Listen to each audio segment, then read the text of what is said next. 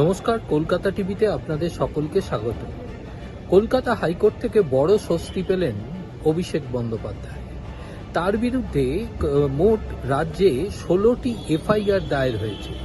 সেই এফআইআরগুলিকেই খারিজের আবেদন জানিয়ে কলকাতা হাইকোর্টে আবেদন জানিয়েছিলেন অভিষেক বন্দ্যোপাধ্যায়।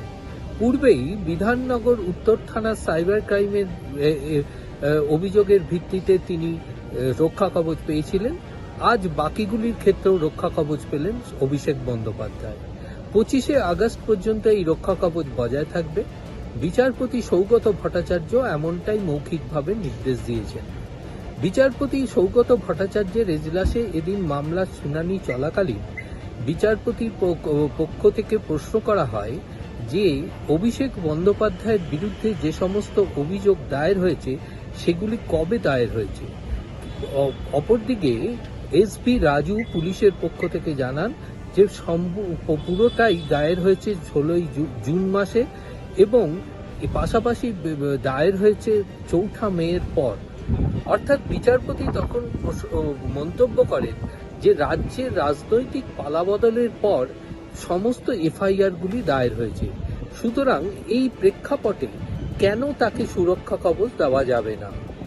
বিচারপতির আরও প্রশ্ন, 21শে মে সাইবার ক্রাইম উত্তর বিধাননগর থানার যে অভিযোগ দায়ের হয়েছিল তার প্রেক্ষিতে বিচারপতি তাকে রক্ষা কবচ দিয়েছিলেন, কিন্তু যদি এখন তাকে রক্ষা কবচ না দেওয়া হয় তাহলে সেই রক্ষা কবচের যে নির্দেশিকা সেই নির্দেশিকা কি সঠিকভাবে বজায় থাকবে, প্রশ্ন বিচারপতি।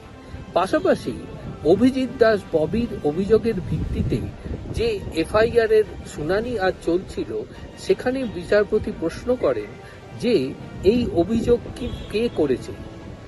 তখনই জয়ন্তনারায়ণ চট্টোপাধ্যায় জানান যে অভিজিৎ দাস ববি। এরপরেই বিচারপতির প্রশ্ন, যিনি নির্বাচনে দাঁড়িয়ে পরাজিত হয়েছিলেন তিনি অভিযোগ দায়ের করেছেন, তিনি কেন অভিযোগ দায়ের করলেন না বিধানসভা নির্বাচনে ঘোষণার আগে। বিচারপতির কাছে আইনজীবী জয়ন্তনারায়ণ চট্টোপাধ্যায় দাবি করেন যে অভিজিৎ দাস ববি যে অভিযোগ করেছেন সেটা সত্য, তার কারণ আমফানের প্রচুর টাকা নয় করা হয়েছিল, প্রভাব খাটিয়ে বিভিন্ন নথি হস্তান্তর করা হয়েছিল এবং জমি দখল করা হয়েছিল এবং প্রচুর টাকা আত্মসাৎ করা হয়েছে। অভিষেক বন্দ্যোপাধ্যায় একজন প্রভাবশালী। এরপরে বিচারপতির প্রশ্ন, তিনি যদি প্রভাবশালী হয়ে থাকেন তাহলে আমতলায় তার কার্যালয় কি করে ভাঙচুর হলো। উত্তরে রাজ্যের অ্যাডভোকেট জেনারেল সুরজিৎ নাথ মিত্র বলেন যে আমতলার প্রপার্টিটি ছিল লিভস অ্যান্ড বাউন্সে। বিচারপতির কাছে এদিন রাজ্যের অতিরিক্ত অ্যাডভোকেট জেনারেল বিল্লদল ভট্টাচার্য দাবি করেন যে শুভেন্দু অধিকারীর বিগত মামলাগুলির সঙ্গে এই রেফারেন্স টেনে এই মামলার শুনানি করা হচ্ছে, কিন্তু শুভেন্দু অধিকারী যে সমস্ত মামলায় রক্ষা কবচ পেয়েছিলেন তা কেস ডায়েরি দেখার পর। এরপরেই বিচারপতির কাছে তাদের আবেদন হয় যে কেস ডায়েরি দেখার পরে বিচারপতি যেন এ বিষয়ে সিদ্ধান্ত গ্রহণ করেন।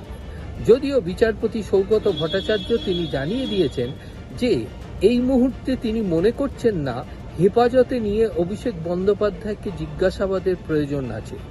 তবে বিচারপতি কিন্তু তদন্ত স্থগিত করার কোনো রকম নির্দেশিকা তিনি জারি করছেন না।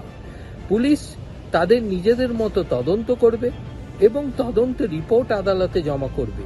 তবে যেহেতু সবগুলি এফআইআর এর ভিত্তিতে এই মামলার শুনানি হয়েছে দীর্ঘ, তাই বিচারপতি জানিয়েছেন সমস্ত মামলার শুনানি যে পর রায়দান তিনি স্থগিত রাখলেন।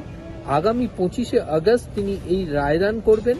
ততদিন পর্যন্ত তিনি মৌখিকভাবে যাতে অভিষেক বন্দ্যোপাধ্যায়ের বিরুদ্ধে কোনো গুরুত্বপূর্ণ পদক্ষেপ গ্রহণ না করা হয় তার নির্দেশিকা জারি করেছেন।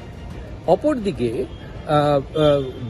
অভিষেক বন্দ্যোপাধ্যায়ের আইনজীবী গোপাল শঙ্করনারায়ণ বলেন যে শুভেন্দু অধিকারীর মামলার ক্ষেত্রে দেখা গেছে যে বেশিরভাগ এফআইআরই খারিজ করেছিলেন বিচারপতি জয় সেনগুপ্ত।